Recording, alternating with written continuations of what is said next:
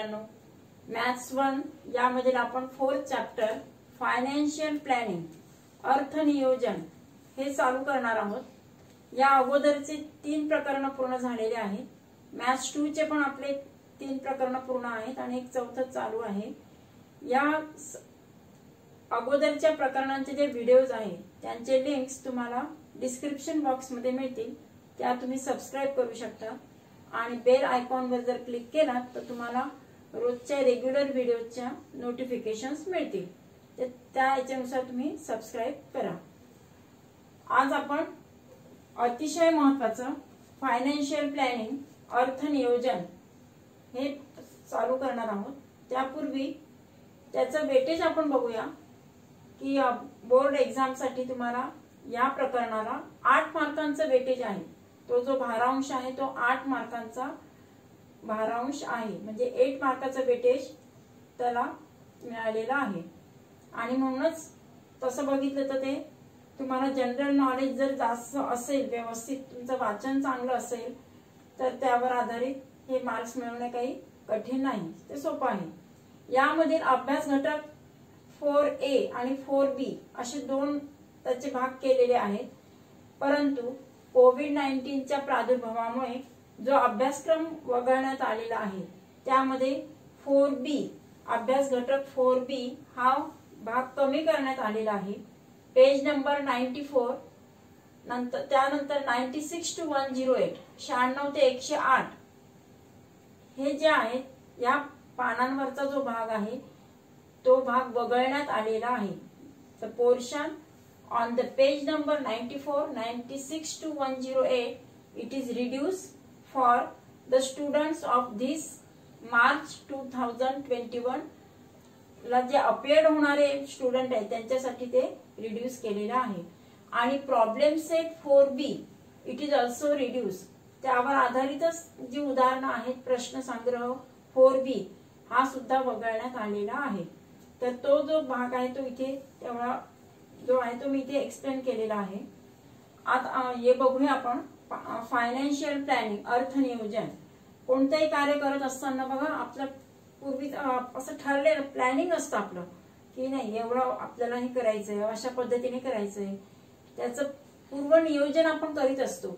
पूर्व नियोजन केल्यानंतरच आपल्याला ते जे कार्य आहे त्याला किती कालावधी लागू शकतो, किती खर्च येणार, कोणकोणते फॅक्टर्स त्याला आणखी आवश्यक आहेत, म्हणजे कालावधी किती वेळात होऊ शकेल, हे सगळ्यांची आपल्याला जी कल्पना येते ती या पूर्व नियोजन केल्यामुळेच। म्हणून प्री प्लॅनिंग किंवा हे जे प्लॅनिंग केलं जाते ते आपण आपल्या दैनंदिन जीवनामध्ये कोणतेही कार्य करत असताना करत असतो। तसं समजा आता महिन्याभराचा पगार असेल तर पगारामध्ये पण आपण किती टक्के भाग खर्च करणार, शिक्षणावर किती, किराणा आणायचं असेल तर किती भाग, किंवा कपड्यांवर किती, पुन्हा घराचे हप्ते असेल तर किती, असे प्रत्येक भागामध्ये त्याची विभागणी करून त्याचं पूर्ण नियोजन केलेलं असतं। मग त्याच पद्धतीने सरकार जेव्हा हे जे मोठे जर फायनान्शियल जर असतं अर्थनियोजन म्हटलंय त्याला, तो जो आर्थिक व्यवहार आहे की गव्हर्नमेंट ज्या याच्यावर आधारित जो टॅक्स आकारत असतो तो टॅक्स आकारण्याची जी हे जे आहे जे त्याचं जे वेगवेगळे प्लॅनिंग असतात ते म्हणजे फायनान्शियल प्लॅनिंग। कोणकोणत्या पद्धती ज्या आहेत की कोणत्या पद्धतीने कर आकारला जातो वगैरे ते आपण ह्या प्रकरणात शिकणार आहोत। यामध्ये goods and service tax GST हे आपण बघणार आहोत। सुरुवातीला 4A मध्ये त्याचं इंट्रोडक्शन घेऊया। GST म्हणजे काय? गुड्स अँड सर्व्हिस टॅक्स, ज्या आपल्याला वस्तू पुरवल्या जातात त्या वस्तू आणि सेवा, ज्या सेवा पुरवल्या जात असतात त्यावर आकारलेला तो कर म्हणजे वस्तू आणि सेवा कर, त्यांनाच आपण म्हणतो गुड्स अँड सर्व्हिस टॅक्स। तो अगोदर कसा आकारला जात होता ते आपण बघणार आहोत। गुड्स अँड सर्व्हिस टॅक्स वस्तू आणि सेवा कर जो GST कर आहे तो कोणकोणत्या स्वरूपामध्ये पूर्वी कोणत्या याच्यामध्ये घेतला जात होता बघा, वॅटच्या स्वरूपात घेतला जात होता। लक्झरियस जो टॅक्स असतो, उच्च राहणीमान वगैरे त्याच्यावर आधारित जो टॅक्स असतो तो त्याच्यामध्ये इन्क्लूड होत असतो। करमणुकीसाठी आपण जे पिक्चर, टीव्ही वगैरे जे काही एंटरटेनमेंटचे प्रोग्राम बघत असतो, तो एंटरटेनमेंटवर त्यावर पण टॅक्स आकारला जात असतो. तो झाला करमुक्त कर. ऑक्ट्राय जो आहे अबकारी कर जो असतो तो सुद्धा यामध्ये हे केलेला आहे, इन्क्लूड केलेला असतो. म्हणजे असे वेगवेगळ्या टॅक्सच्या स्वरूपात सरकारला पैसा मिळत असतो. तो कसा बघा, पुन्हा सीएसटी किंवा काउंटर हे जे आहे CVD, काउंटर व्हेलिंग ड्युटी, त्यावर आधारित जो टॅक्स असतो तो तिथे मिळत असतो. किंवा स्पेशल ऍडिशनल वेगवेगळ्या ड्युटीज असतात, वेगवेगळ्या सेवा असतात, त्यावर जो कर आकारला जातो तो म्हणजे SAD, special additional duty. Excise duty की ज्यामध्ये आपण जो ट्रान्सपोर्ट परदेशातून किंवा इतर देशामधून जेव्हा इकडे आपल्या भारतामध्ये वस्तू येत असतात किंवा इथून तिकडे निर्यात केले जात असतात, एक्सपोर्ट आणि इम्पोर्ट जेव्हा होत असतं तेव्हा त्याच्यावर टॅक्स आकारला जात असतो. म्हणजेच एक्साइज ड्युटी त्याच्यावर केलेली असते. सर्व्हिस टॅक्स दिला असतो, त्याच्यामध्ये सेवा करांचा पण समावेश होत असतो. कस्टम ड्युटी पण त्याच्यामध्ये इन्क्लूड असते. आणि आणखी एक म्हणजे सेंट्रल सर्फे हे जे आहे तो जो सेस असतो, सेंट्रल सरचार्ज सेस, म्हणजे हा जो टॅक्स असतो, हा टॅक्स अशा वेगवेगळ्या स्वरूपामध्ये वेगवेगळ्या ह्याच्यामध्ये पूर्वी आपण भरत होतो. आता काय केलंय, आता त्यामध्ये बदल केलेला आहे की एवढे सगळे प्रकारचे टॅक्स वेगवेगळ्या ह्याच्यानुसार भरण्यापेक्षा आता आपल्या गव्हर्नमेंटने आता one nation one tax and one market ही पद्धती अवलंबली आहे. वन नेशन वन टॅक्स आणि वन मार्केट, एक देश एक कर आणि एक बाजार.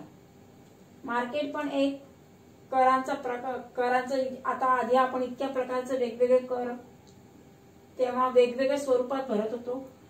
आणि एक देश म्हणजे हे जे आपल्या अर्थनियोजनासाठी वापरण्यात आलेले हे एक तत्व वापरलेले गेले आहे, यावर आधारित इट इज द प्रिन्सिपल. एक देश एक कर एक बाजार, यावर आधारित जीएसटी नवीन कर प्रणाली आहे ती लागू करण्यात आलेली आहे. तर ह्या कर प्रणालीमध्ये या सर्व टॅक्सेसचा समावेश करण्यात आलेला आहे. आता ह्या जीएसटी मध्ये म्हणजे इतके वेगवेगळे भरण्यापेक्षा सगळे जे आहे ते वेगवेगळ्या स्वरूपात वेगवेगळ्या भरण्यापेक्षा एकत्रच त्यांचा एक जीएसटी म्हणून भाग करण्यात आले.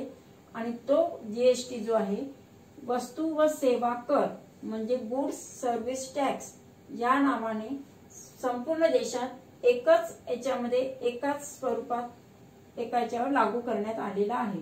जीएसटी वस्तू व सेवांच्या खरेदी आणि विक्रीवर आकारला जात असतो. जे काही आपण खरेदी विक्री करत असतो, सेल्स अँड जे विकत घेत असतो त्याच्यावर ते आकारलं जात असतो. आणि हा जो जीएसटी टॅक्स आहे तो 1 जुलै 2017 पासून लागू करण्यात आलेला आहे. आणि म्हणूनच तुम्हाला पुढे जेव्हा अर्थनियोजन कराल, अर्थनियोजनाच्या याच्यानुसार तुम्हाला ते नॉलेज असणं गरजेचं आहे. आणि म्हणून जीएसटी वर आधारित हे फायनान्शियल प्लॅनिंग जे आहे ते तुम्हाला प्रकरण जे आहे ते अभ्यासाला आहे. तर ह्या गुड्स अँड सर्व्हिस टॅक्स मध्ये या सर्व प्रकारचा टॅक्सचा समावेश करून या जीएसटीचे आणखी 2 भाग करण्यात आले. 2 भाग कोणकोणते, सीजीएसटी आणि SGST. CGST central goods and service tax, SGST means state goods and service tax. Central आणि स्टेट असे 2 प्रकारचे टॅक्सेस त्या जीएसटीचे 2 भाग करण्यात आलेले आहेत. Central goods service tax, this tax goes to the central government. केंद्रीय वस्तू व सेवा कर, केंद्रीय संपूर्ण भारतामध्ये देशामध्ये जो ज्याचं काही सेंट्रलचे ज्या काही हे असतात त्यावर सेंट्रल गव्हर्नमेंट पर्यंत तो टॅक्स पोहोचवला जातो. आणि दुसरा आहे state goods and service tax म्हणजे राज्य वस्तू व सेवा कर, राज्य वस्तू व सेवा कर. ह्या ज्या आहेत म्हणजे एक राज्यासाठी आहे आणि दुसरा जो आहे तो केंद्रीय जे आहे केंद्रीय गव्हर्नमेंट म्हणजे सेंट्रल गव्हर्नमेंट साठी सेंट्रल गव्हर्नमेंट आणि स्टेट गव्हर्नमेंट असे दोन भाग करण्यात आलेले आहेत. आणि दोघांकडे पण सारखा जो टॅक्स आहे तो सारखा टॅक्स दिला जात असतो. सेंट्रल साठी जो टॅक्स जाणार तो सेंट्रल गव्हर्नमेंटकडे वापरला जातो आणि सेंट्रल गव्हर्नमेंटचा जो टॅक्स असतो तो गव्हर्नमेंटच्या कामासाठी वापरला जात असतो. राज्यासाठी जो टॅक्स जमा होतो तो त्या राज्यासाठी तो टॅक्स वापरला जात असतो. आणि म्हणून समजा 12% टॅक्स असेल तर 12च्या त्याचे दोन भाग होतात. 6% सेंट्रलकडे जाणार, 6% जो आहे तो स्टेटकडे जाणार. म्हणजे 6% टॅक्स हा केंद्रीय आणि 6% राज्य सरकारकडे पोहोचवला जात असतो किंवा त्या याच्यानुसार तो घेतला जात असतो. म्हणजे CGST आणि SGST त्यांच्यामध्ये 50-50% जो आहे तो टॅक्स त्यांच्यामध्ये वाटला जात असतो आणि तो सगळीकडे पोहोचवला जात असतो. आता या टॅक्सच्या स्वरूपात जेव्हा सरकारकडे जेव्हा हा टॅक्स जमा होत असतो त्या टॅक्सच्या स्वरूपात आपल्याला वेगवेगळ्या आरोग्यविषयक ज्या सेवा असतात किंवा रस्ते दुरुस्त करणे वगैरे, शाळोपयोगी ज्या गव्हर्नमेंटच्या शाळा वगैरे असतात म्हणजे, आणि पुन्हा आपले जे नौदल वगैरे जे आहेत, वायुदल, नौदल आणि सैनिकांसाठी वगैरे इतर जे म्हणजे बरेचसे सगळ्या जे प्रोग्रेसिव्ह असे मोठमोठे प्लॅनिंग्स असतात, मोठमोठे कार्य आहेत, त्या मोठमोठे प्रोजेक्ट साठी आपल्याला जो गव्हर्नमेंट पैसा पुरवतो तो जो पैसा आहे तो म्हणजे या टॅक्सच्या माध्यमातून पुरवला जात असतो. आणि म्हणून सरकारपर्यंत टॅक्स पोहोचणं खूप गरजेचं आहे. तो जर आपण प्रत्येक नागरिकाने जर व्यवस्थित भरला तर सरकारपर्यंत टॅक्स जेवढा जास्त जाणार तेवढाच आपल्याला, आपण सरकारला जेव्हा 1 रुपया देईल तेव्हा त्याचे आपल्याला 10 रुपयेहून परत मिळत असतात. म्हणजेच आपण टॅक्स भरणं किती आवश्यक आहे ते तुमच्या लक्षात येईल. काय तर ह्या 2 प्रकारचे जे टॅक्सेस आहेत, या 2 प्रकारच्या टॅक्सेसच्या माध्यमातून सरकार जे प्रगतीपथावर आपली जी कामं असतात, सरकारी जी सगळे कामं आहेत ती या टॅक्सच्या पैशांमधूनच केले जात असतात.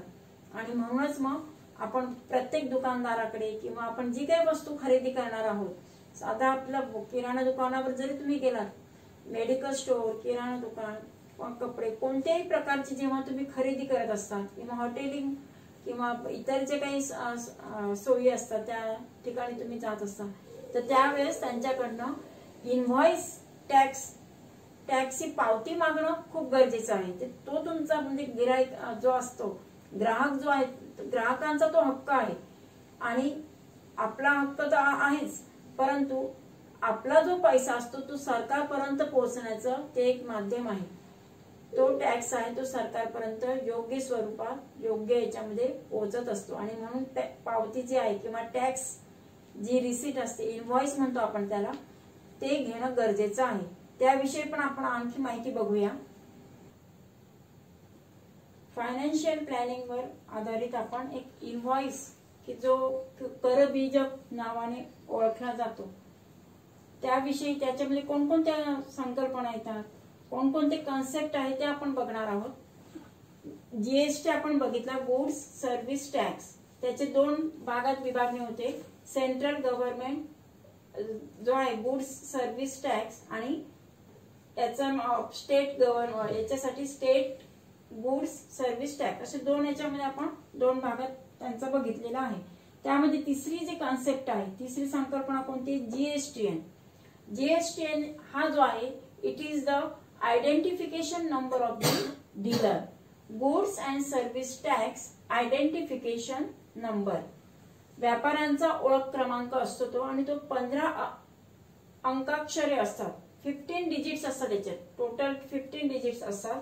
तर या 15 डिजिट्स मध्ये हा जो नंबर आहे, आयडेंटिफिकेशन नंबर किंवा GSTN म्हणणार आपण, ज्यांचं उत्पन्न 20 लाखांपेक्षा जास्त असतं अशा, किंवा म्हणजे मागील वर्षाचं त्यांचं उत्पन्न 20 लाखांपेक्षा जास्त आहे अशा जे व्यावसायिक आहे, जे व्यवसाय करणारे जे आहे, त्यांना हा आयडेंटिफिकेशन नंबर घेणं गरजेचंच असतं.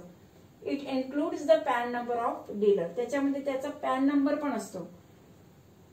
जो डीलर आहे की ज्याचं annual turn previous annual turn is more than 20 lakhs, it is necessary for that dealer. In this identification number, PAN number is also included. तर फर्स्ट 2 digits असतात. समजा इथे आता त्या इनव्हॉइस वर आपण पेज नंबर 82 वरच्या इनव्हॉइस मध्ये जर पाहिलं तर त्यावर 27 फर्स्ट लिहिलेलं आहे. तर फर्स्ट जे 2 digits आहे it is the code of the state. कोणत्या स्टेटचा आहे, कोणत्या राज्याचा आहे, राज्याचा संकेतांक तो असतो. आता समजा 27 हा जो आहे it is the state code of the Maharashtra. राज्याचा महाराष्ट्र राज्याचा संकेतांक 27 आहे म्हणून तो पहिला 2 digit वाला 27 नंबर आपण घेतलेला आहे. त्यामध्ये आणखी ABCDE 1 2 3 4 आणि H हे जे एवढे नंबर्स आहेत it is the digits of the pan number. Pan number त्या जो डीलर आहे त्या डीलरचा पॅन नंबर ते डिजिट याच्यामध्ये इन्क्लूड झालेले असतात. शेवटचे जे हे आहेत 1 Z आणि 5 हे कशासाठी आहे, 1 for 1 रजिस्ट्रेशन. एक रजिस्ट्रेशन असेल तर एक लिहिणार, 2 रजिस्ट्रेशन असेल तर म्हणजे it indicates the registration number हे 1 for 1 रजिस्ट्रेशन. झेड जो आहे it is uniform for all. सगळ्यांसाठी सारखा आहे, तो सर्वांसाठी समान. ते दर्शवण्यासाठी तिथे तो झेड हा अक्षर असतं. नंतरचे जे 5 आहे ते 5 चेक सम डिजिट्स असतात. चेक सम डिजिट्स कशासाठी असतात तर जेव्हा जी वेबसाईट दिलेली असते डीलरची जी वेबसाईट असते त्या वेबसाईट मध्ये GST पोर्टलवर जाण्यासाठी त्याचं कन्फर्मेशन जेव्हा करत असतात की नेमका ह्याच डीलरचा हा आयडेंटिफिकेशन नंबर आहे का, हा GSTN नंबर ह्याच डीलरचा आहे की नाही ते आणि त्याची वेबसाईट बरोबर तीच आहे का ते बघण्यासाठी हे जे 5 digits असतात सम 5 digits असतात हे तिथे चेक केले जात असतात. It is the GST portal some त्यासाठी त्याच्या कन्फर्मेशन साठी चेक करण्यासाठी या 5 digits चे सम त्या ठिकाणी असते. आणखी एक चौथी कॉन्सेप्ट आहे ती म्हणजे HSN harmonise system of nomenclature. त्या वस्तूंच्या वर्गीकरणाचा एक विशिष्ट तो क्रमांक असतो. HSN म्हणतात त्याला. HSN त्या वर्गीकरणाचा वस्तूंच्या वर्गीकरणाचा एक क्रमांक असतो तो. नंतर SAC it is the code of the service accounting code. सेवाच्या वर्गीकरणाचा तो कोड असतो. This is code. SAC it is code and this is number harmonise system of nomenclature. तो त्याचा क्रमांक असतो it is number and this is it is code. SAC आणि HSN हे याच्यामुळे आपल्याला कोणत्या स्वरूपात कोणकोणते आहेत ते आपल्याला कळत असतं. किंवा तुम्ही पहा व्हेजिटेरियन असेल तर ती जो पदार्थ व्हेज मध्ये असणार किंवा आपण म्हणतो शाकाहारी आहे तर ते दाखवण्यासाठी ग्रीन कलर वापरलेला असतो. नॉनव्हेज हे जर असेल नॉनव्हेज असेल तर रेड कलरचा वापरलेला असतो. म्हणजे अशा पद्धतीने त्या ठिकाणी वेगवेगळे त्यांचं वर्गीकरण केलेलं असतं. देयर इज अ क्लासिफिकेशन असतं ते. आणि गुड्स आणि सर्व्हिस दे आर डिफरंट आहे. सर्व्हिस साठी टॅक्सेस डिफरंट आहे, गुड्स साठी टॅक्सेस डिफरंट आहे. म्हणजे वस्तूंसाठी वेगळा कर आणि सेवा ज्या असतात आपल्याला वेगवेगळ्या सर्व्हिसेस पुरवले जात असतात त्यांच्या त्या सेवांसाठी वेगळी कर प्रणाली असते. परंतु जो टॅक्स असतो तो 0 to 28% मध्ये असतो. म्हणजे 0%, 5%, 12, 18%, 28%. आणि हा जो टॅक्स असतो तो सर्वत्र सारखा असतो. It is compulsory and same in all over India. आणि it is prescribe by our government and rates are also fix and they are prescribe by the government. शासनाकडूनच ते निश्चित केले गेलेले असतात. शासनाकडून ते केलेले गेलेले असतात. तर ह्यावर आधारित म्हणजे अर्थनियोजन जे आहे त्यावर जी उदाहरणं बघायची आहे तर त्या अगोदर आपल्याला इनव्हॉइसचा जो एक नमुना आहे तो आपण घेणार आहोत आणि त्याच्यावरच्या आधारित जी ऍक्टिव्हिटी आहे ती पण आपण घेणार आहोत. विद्यार्थी मित्रांनो, आज आपण करबीजक म्हणजे टॅक्स इनव्हॉइस त्याचं एक एक्झाम्पल बघणार आहोत. त्याचं जे सॅम्पल आहे ते पेज नंबर 82, तुमचं पुस्तकातील पेज नंबर 82 यावरील सॅम्पल इनव्हॉइस जो आहे तो आपण बघणार आहोत. त्याला tax invoice of good purchase असं म्हटलं जातं. म्हणजे करबीजक की त्या याच्यानुसार आपल्याला किती टॅक्स आकारला गेलेला आहे, किती प्रमाणात, किती टक्केवारी, ती सगळी माहिती त्या टॅक्स इनव्हॉइस मध्ये दिलेली असते. ते कसं असतं ते आपण बघूया. सगळ्यात सुरुवातीला जे वर दिलेलं आहे tax invoice of good purchase sample, इथे सप्लायरचं नाव दिलेलं असतं लेफ्ट साइडला आणि त्याचा ऍड्रेस असतो किंवा दुकानाचं नाव आणि ऍड्रेस, आणि त्याची जी ईमेल असते की ज्यामध्ये तो वेबसाईटच्या द्वारे जे काही टॅक्स वगैरे आहे ते हे करत असतात. म्हणजे त्यांचा थोडक्यात काय तर त्यांचा ईमेल आयडी असतो, त्यांचा ऍड्रेस असतो आणि इनव्हॉइस नंबर GST 110 असं म्हटलंय. पहा इनव्हॉइस नंबर किती नंबरचा आहे ते, किंवा जसं तुम्ही खरेदी करणार तसं कस्टमरच्या याच्यानुसार तो इनव्हॉइस नंबर असतो. इनव्हॉइस डेट असते उजव्या बाजूला 31 जुलै इथे 2017 दिले. यामध्ये आणखी एक महत्वाचं आहे की GST हा जो नंबर आहे तो प्रत्येक डीलरसाठी जो आहे तो त्याचा आयडेंटिफिकेशन नंबर असतो. तो goods and service tax identification number असतो.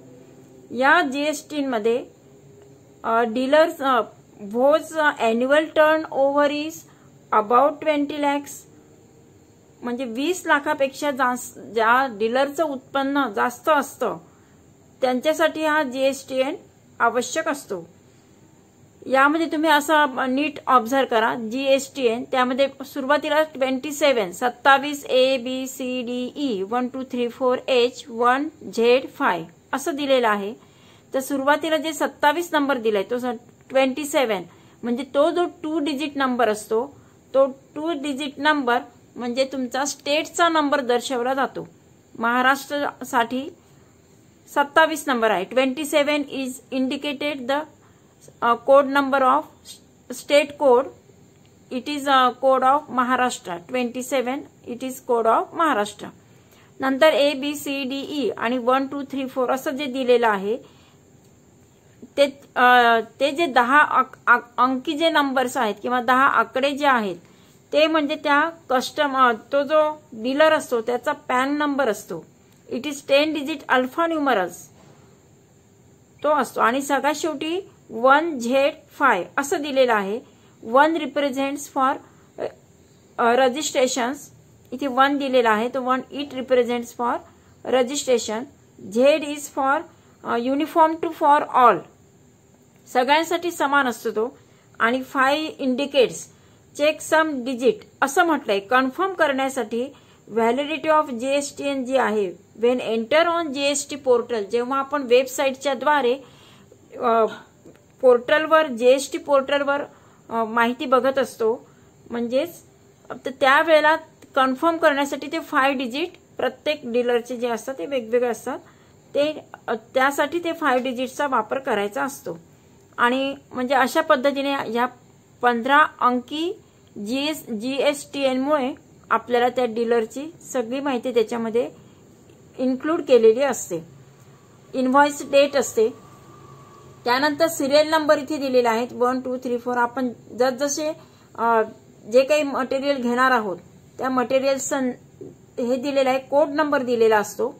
नंतर नेम ऑफ प्रॉडक्ट, कोणतं प्रॉडक्ट घेतलेलं आहे त्या प्रॉडक्टचं नाव असतं, त्याचा रेट असतो.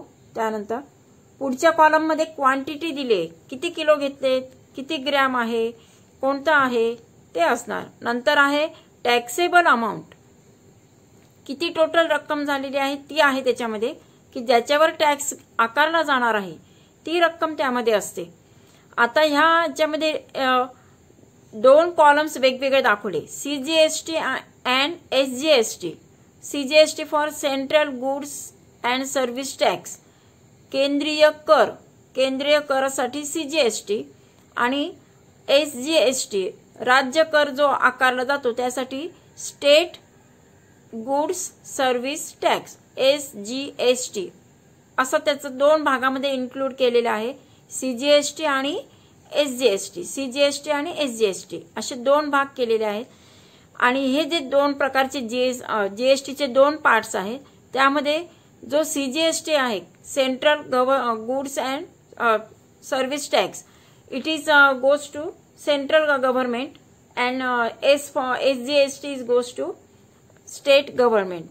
म्हणजे राज्य सरकारसाठी जो टॅक्स जातो तो राज्य SGSTच्या द्वारे जाणार आणि CGST मार्फत जाणारा जो टॅक्स आहे तो केंद्रीय च्यामध्ये सेंट्रल गव्हर्नमेंटमध्ये जाणार आहे. तर त्यासाठी पण इथे रेट दिला आहे आणि टॅक्स दिलेला आहे. त्याचा पर्सेंटेज असतं. हे जे पर्सेंटेज आहे ते कोणत्या वस्तूवर किंवा कोणत्या सेवेवर किती % आकारला जाणार हे गव्हर्नमेंटने निश्चित केलेलं असतं. शासनाद्वारे ते निश्चित केलेलं असतं. म्हणजे it is the rate is fix and prescribe bye the government in all over India. पूर्ण भारतामध्ये तो जो रेट असतो तो सगळीकडे सारखा असतो. वन हे केलंय आपलं म्हणजे सगळ्या ठिकाणी वन असं एकच प्रकारचा टॅक्स पाहिजे आणि म्हणूनच मग जो टॅक्स आहे तो सर्वत्र सारखा राहण्यासाठी वन मार्केट वन टॅक्स आणि हे याच्यानुसार याच्यामध्ये टॅक्स कसा आहे तो बघू आपण. आता इथे फॉर एक्झाम्पल पेढे म्हणून इथे दिलेला आहे. टॅक्सेबल अमाऊंट 200 रुपये. त्याचा रेट ऑफ CGST जो आहे तो 2.5% आणि SGSTचा पण 2.5%. 50-50% केलेला आहे ते. जेवढा CGSTचा आहे तेवढा SGSTचा पण आहे. इकडे 2.5% आहे, इथे पण 2.5% म्हणजे 2.5% अँड 2.5%. 2.5% ने 5 रुपये टॅक्स होतो. इथे पण 2.5% ने 5 रुपये टॅक्स म्हणजे टोटल CGSTचा 5 रुपीज आणि SGSTचा 5 रुपीज असे टोटल 10 रुपीज त्याच्यावर टॅक्स बसला. पुढचा जो आहे चॉकलेटसाठी 80 रुपीज जे आहेत 80 रुपीज ही जी टॅक्सेबल अमाऊंट आहे त्या टॅक्सेबल अमाऊंटवर 14% CGST टॅक्स आहे आणि 14% SGST म्हणजे टोटल मिळाले 14 आणि 4 14 अधिक 14 28% त्याच्यावर टॅक्स बसलेला आहे. 14% ने म्हणजे 14% जर घेतलं तर 11 रुपये 20 पैसे CGST कडे जाणार आणि पुन्हा 11 रुपये 20 पैसे जे आहे ते SGST स्टेट गव्हर्नमेंट कडे जाणार. म्हणजे टोटल जे आहे ते 22 रुपये 40 पैसे 24 रुपये जे आहेत 22 rupees and 40 paise it goes to the total tax. अशा पद्धतीने आईस्क्रीमसाठी पण 9% आहे. म्हणजे प्रत्येक ही जी आहे वस्तू जी आहे ती वस्तू वेगवेगळी आहे. पेढ्यांवरचा टॅक्स वेगळा 2.5% आहे. चॉकलेटवर 14% आहे. नंतर आईस्क्रीमवर 9% आहे 9% आहे. ब्रेडवर मात्र 0% आहे. It is the basic need. आपले जे ते गरजा आहे त्या आणि म्हणून त्यावर जो टॅक्स आहे तो 0% आहे. तसंच बटर जे आहे त्यावर पण 6% टॅक्स आहे. म्हणजे ह्या चारही प्रकारचे जे वेगवेगळ्या वस्तू आहेत ऑल डिफरंट टाइप्स ऑफ जे गुड्स आहेत त्याच्यावरच्या रेट ऑफ जो टॅक्सचा जो रेट आहे इट इज डिफरंट तो वेगवेगळा आहे परंतु दोघांमध्ये सारखा आहे. CGSTला जेवढा आहे तेवढाच SGSTला पण आहे. केंद्रीय कर आणि आपला इथला स्टेट म्हणजे राज्य कर दोन्ही सारखे आहेत आणि जे काय पूर्ण टोटल असणार ते टोटल अशा पद्धतीने घेतली जात असते. तर ह्या इनव्हॉइसवरून आपल्याला अशी जी सगळी माहिती असते ती माहिती मिळत असते आणि टॅक्स भरणं फार गरजेचं असतं. कारण टॅक्स भरला तरच तो आपल्या गव्हर्नमेंटपर्यंत पोहोचला जातो आणि गव्हर्नमेंट थ्रू जे काही उत्पन्न गव्हर्नमेंटला जे मिळतं ते त्या उत्पन्नाच्या आधारे तो आपल्याला इतर ज्या सगळ्या सर्व्हिसेस पुरवल्या जातात त्या उत्पन्नाच्या आधारेच पुरवल्या जात असतात. तर यावर आधारित हे जे एक ऍक्टिव्हिटी दिली तुम्हाला पेज नंबर 83 ह्याच ऍक्टिव्हिटीमध्ये CGST आणि SGST कसा काउंट केला जातो ते आपण बघणार आहोत. या इनव्हॉइसवर आधारित ही ऍक्टिव्हिटी त्यामध्ये फर्स्ट सेंटेन्स काय दिले पाहिजे CGST at the rate of 2.5% is आणि तुम्हाला बॉक्स दिलेला आहे तो इथे जर पाहिलात आपण टॅक्स इनव्हॉइस मध्ये बघितला तर तो 5 रुपीज आहे. SGST आणि CGST दोन्ही 5 रुपीज आहेत आणि दोघांचा जो रेट ऑफ इंटरेस्ट आहे तो 2.5% आणि असा करून तो झाला 5 रुपीज. म्हणजे CGST 2.5% ने 5 रुपीज आणि SGST पण 2.5% मुळे आपल्याला 5 रुपीज मिळणार. इट मीन्स दॅट याचा अर्थ काय झालाय की rate of GST on paid हे आपण पेडांवर आता किती टोटल रेट हे केलेलं आहे बघा 2.5 आणि 2.5 यांची जर बेरीज केली तर किती झाला 5% टॅक्स आपण देणार आहोत. And hence the total GST is 10 rupees. दोघांचं मिळून जर CGST आणि SGST दोघांची एकत्र बेरीज केली तर ती मिळाली आपल्याला 10 rupees. The rate of GST on chocolate तो मात्र आपण याच्या आधी बघितला होता की CGST मध्ये 14% 14% आणि SGST पण 14%. 14 अधिक 14 किती झाले 28. 14 and 14 total we get 28% and hence the total GST is किती आले तो 22 रुपीज 20 पैसे 22 रुपये 20 पैसे. Rate of GST on ice cream ice cream वरचा GST किती होता तो त्याचा जो रेट आहे तो 18% आहे 18%. इनव्हॉइस म्हणून ती आपल्याला माहिती मिळते ती आपण इथे भरली. We fill the box it is 18%. Hence the total cost of ice cream is 236. पूर्ण त्याची जी टोटल कॉस्ट आहे ती आहे 236 रुपये. त्या आईस्क्रीमची टॅक्स धरून एकूण टोटल किंमत आहे. तसंच on butter CGST rate is 6% आहे. SGST रेट सुद्धा 6% आहे. Therefore we write here 6%. इथे पण 6%. दोघांवर केंद्रीय कर आणि सेंट्रल जो झाला म्हणजेच केंद्रीय कर आणि स्टेट म्हणजे राज्य कर दोन्ही 6% आहेत. ते तो आपण 6% इथे लिहिलंय. That is we get the total on the rate is on butter is 12%. म्हणजे अशा पद्धतीने आपल्याला जे रेट्स आहेत ते रेट्स असे मिळत असतात.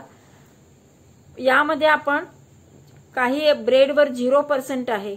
The rate of CGST as well as SGST दोघांचा पण रेट आहे तो 0% आहे ब्रेडवर.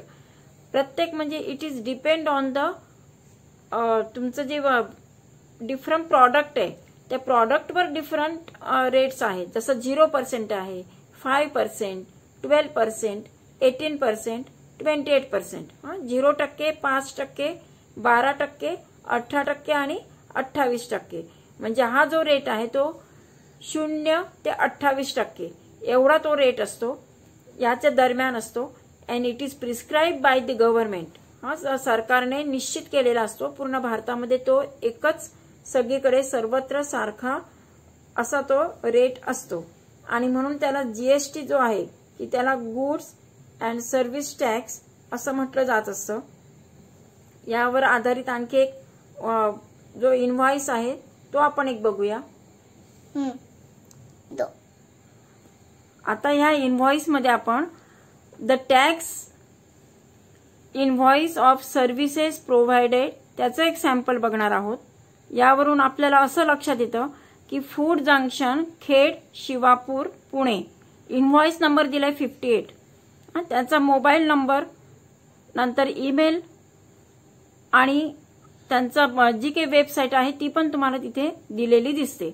इनव्हॉइसची डेट आहे 25 डिसेंबर 2017 2017 आणि GST नंबर आहे 27 जो काही 27 डिजिट्स नंबर आहे जे आहेत सगळे 27 अँड सगळं मिळून 15 डिजिट्स अशा पद्धतीचं तिथे GST दिलेलं असतं. हा जो फॉर्मॅट आहे तो फॉर्मॅट इनव्हॉइसचा जो आहे तो सारखा असतो आणि तो कंपल्सरी असतो की त्याच फॉर्मॅटमध्ये असावा असं म्हणजे शासनाच्या नियमानुसार तो सगळ्यांना कंपल्सरी आणि त्याच फॉर्मॅटमध्ये देणं बंधनकारक असतं. It is compulsory. आणि आपण जर त्यांचं कंपॅरिझन करायचं असलं तर आता आपण हे बघूया त्यांचे कोड्स जे असतात ते वेगवेगळे डिफरन्स असतात. Goods and service tax invoices आणि त्यांचे numbers they are also different. आता इथे जीएसटी जे घेतला आपण इथे पण सॅक जो आहे तो त्या याचा नंबर दिलेला आहे SAC सॅक म्हटलेला आहे 9961. फूड आयटम आहे कॉफी, क्वांटिटी 1 आहे, त्याचा रेट 20 रुपीज. टॅक्सेबल अमाउंट जे आहे ती 20 रुपीज आहे. यावरचा जो जीएसटी आहे तो जीएसटी जो आहे तो 2.5%. मग आता 20 रुपयाचं जर आपण 2.5% काढलं 2.5% जर काढले तर ते येतात 0.50 म्हणजेच रुपीज म्हणजेच 50 पैसे. याचा एसजीएसटीचा पण 2.5% म्हणजेच 0.50 रुपीज दॅट इज 50 पैसे. त्याचं कॅल्क्युलेशन आपण नंतर गणित करताना बघूया. दुसरा जो आहे 9960 मसाला टी की त्यामध्ये 1 क्वांटिटी दिलेली आहे, रेट आहे 10, taxable amount also 10 rupees, CGST 2.5% आणि त्याची जी अमाऊंट आहे आता इथे मात्र 2.5% आहे, किंमत मात्र 10 रुपीज आहे म्हणून मग इथं जो टॅक्स आहे तो किती झाला आहे 0.25 पैसे. 2.5% ने पुन्हा एसजीएसटी पण 0.25 पैसे. तसंच आणखी थर्ड जो आहे मसाला डोसा की ज्यामध्ये सेकंड क्वांटिटी म्हणजे quantity number of quantity is 2, rate is 60 rupees. दोन नंबर ऑफ क्वांटिटी 2 आहे म्हणजे 60 × 2 किती झाले 120 रुपये, 120 रुपीज मिळाले. यांची जी पूर्ण अमाऊंट आहे ती झाली 150 रुपीज. यांची बेरीज केली तर 20 + 10 + 120 बरोबर आपल्याला मिळाले 150. यावर पण 2.5% आहे. 2.5% ने सीजीएसटी जो आहे तो 3% मिळणार. एसजीएसटी आहे तो 2.5% ने पुन्हा 3 रुपीज. म्हणजे यांची जर टोटल केली तर 50 + 25 + 3 रुपीज वी गेट 3.75. आपल्याला यांची जर बेरीज केली टोटल तर किती मिळाले 3 रुपये 75 पैसे. नंतर सीजीएसटी पण 3 रुपये 75 पैसे. या दोघांची सगळ्यांची जर टोटल केली 150 + धिस टॅक्स दोन्ही टॅक्स एकत्र करणार तर आपल्याला मिळाले 157 रुपये 50 पैसे. हा झाला त्याचा पूर्ण टोटल टॅक्स.